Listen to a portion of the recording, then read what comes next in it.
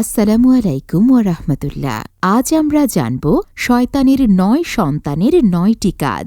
জেনে নিন কখন আপনার কাছে কোন শয়তান আসে। শয়তান শব্দের অর্থ বিদ্রোহ, অবাধ্যতা, উশৃঙ্খলতা এবং পথভ্রষ্টতা। এটি এমন এক গুণাবলী যা জিন ও মানুষের উভয়ের মধ্যেই থাকতে পারে।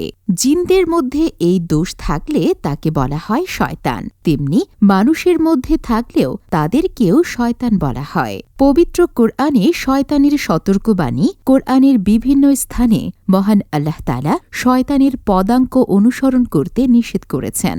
সূরা বাকারা আয়াত নম্বর ১৬৮তে বলা হয়েছে, শয়তানের পদাঙ্ক অনুসরণ করো না, নিশ্চয়ই শয়তান তোমাদের প্রকাশ্য শত্রু।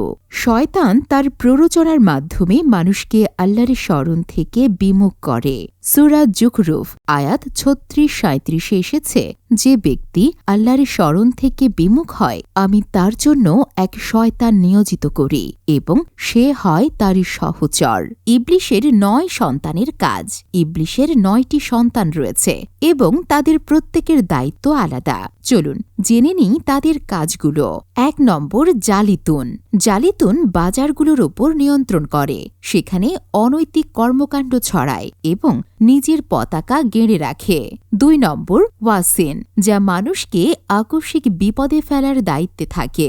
৩ নম্বর, লাকুস, অগ্নিপূজারীদের সঙ্গে থাকে এবং তাদের ভ্রষ্টতায় উদ্বুদ্ধ করে।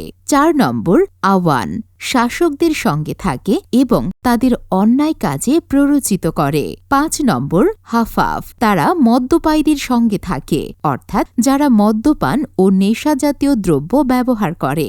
৬ নম্বর, মোররা, এরা গান বাজনার সঙ্গে যুক্ত ব্যক্তিদের সাথে থাকে এবং তাদের এই কাজে উৎসাহিত করে। ৭ নম্বর, মুসাব্বি, মানুষের বাজে কথাবার্তা সর্বত্র পৌঁছে দেওয়ার কাজে নিয়োজিত থাকে এই মুসাব্বি।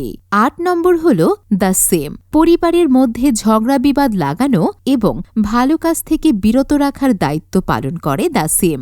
৯ নম্বর, ওয়ালহান, অজু এবং অন্যান্য ইবাদতে মানুষকে কুমন্ত্রণা দিয়ে বিভ্রান্ত করে। মহান আল্লাহ আমাদের হেফাজত করুন। আমরা আল্লাহর কাছে প্রার্থনা করি যেন তিনি আমাদের শয়তানের প্ররোচনা ও তার সন্তানদের কার্যক্রম থেকে রক্ষা করেন। আমিন।